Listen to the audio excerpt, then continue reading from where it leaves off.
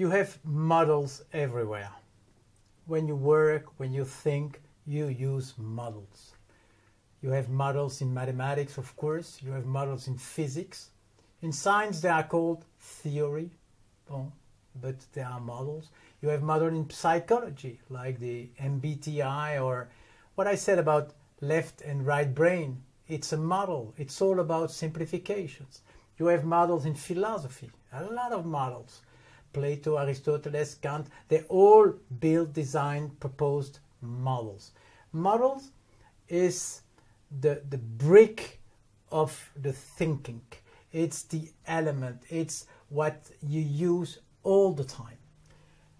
My goal is to explain how we can be more creative, how strategy, etc., etc. So the way I will organize and classify models is a bit different. Not better than another one, just, I hope, useful. So let's take this matrix. You remember? You can organize models in, to start with 2 dimensions. Dimension number 1 is, are the models permanent? Are they resistant to change? Do they last more than a year or 2? That's one dimension. And the other one, also important to me, are they under control? And under control is something. It means, did you decide to build the model in your mind, or it's there, simply? Now I have the matrix. And you know, as a consultant, we like matrix. So let's put some names on the 4 quadrants. Quadrant number 1, so the upper left, you have models you decide to implement, and they are there for a long period of time. It's called knowledge.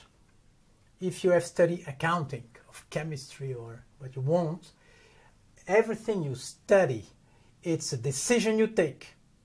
It's a simplify, you organize, but it's there for a long period of time. And we can call this knowledge.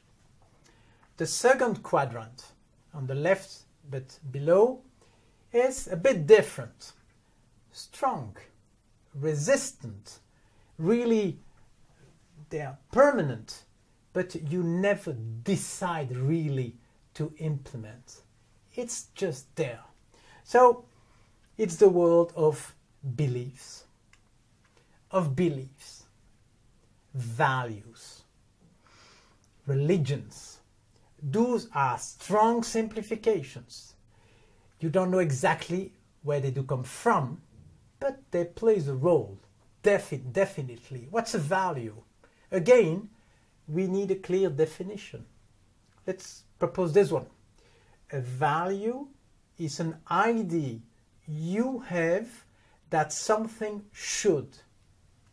And I like this definition because it's simple, it's tolerant. It means we can disagree on value. You think that, I think that, we simply disagree. But this quadrant plays a role, of course, because they are mental models, strong, resistant, and they influence the others. Number 3, if we go this way, on the bottom right-hand side, you have a region non-permanent and not under control. This is the world of representations. Probably number 1 and 2, knowledge and beliefs, okay, you're familiar, but representation, what's exactly? Those are mental models, very fragile. 5 minutes ago they were not there, 2 minutes from now they want to disappear.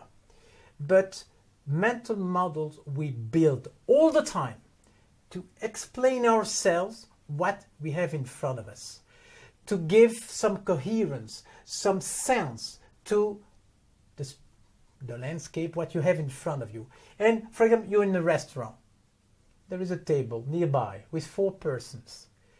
Whether you decide or not, you will try to understand who's who. He must be the boss, he must... You give an explanation to yourself. and it's not possible not to do it. Let's take another example. You listen to the radio and you hear this company has purchased this company. Immediately, you explain to yourself why. With your explanation, oh yes, of course, this man, this product, this, it must happen. You explain to yourself. This is called a representation. And it's very important to realize how powerful they are in the thinking process. Number 4, as a quadrant, you have on the right upper side, you have, of course, the world we are in now with you. And for the next lectures too, the world of findings. It's the world, it's like the working zone, the working area. That's where we process, we think, we look, we test, we try. It's like a lab. It's a lab for new models. It's there where you look for new strategy and you're looking for. It's a lab, maybe the best definition, it's a lab. And of course, the goal is for a lab to produce a concept, somebody, and at a given time, everybody accepts, and at that time, it goes to the other side of the axis and it becomes knowledge and strategy and so forth. So it's just my way to organize the world of models. But you will see in the next lectures how and why the number 3, the representations, are so important, because in a way they are really relevant when you talk about cognitive bias. In the black swan, I haven't mentioned, but you have cognitive bias. What's a cognitive bias? You have dozens of books on cognitive bias in the 2 last years about why are genius sometimes wrong. And the book of Kahneman, Fast Thinking and Slow Thinking, you have dozens of books. They're all about cognitive bias. What is a cognitive bias? It's like a piece of reasoning which we tend to believe it is strong and it's not. And cognitive bias are explained a lot by representation, but I will see that in more details in the lecture number 4.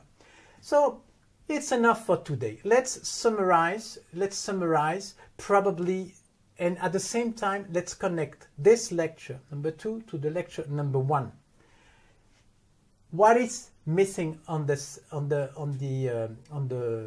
visual? This and that. And now it's completed. Now it's completed. The world, and I've mentioned that in the lecture 1, the world changed continuously. But on our side, we are, as a thinker, we go on a discontinuous mode. So the challenge for a CEO is this particular step. Let's imagine a perfect company where everybody works perfectly. The question, what's the role of the CEO? Nothing, because the world is changing. The CEO has to answer 2 questions. What is the next big idea, and when should we move from the old one to the new one?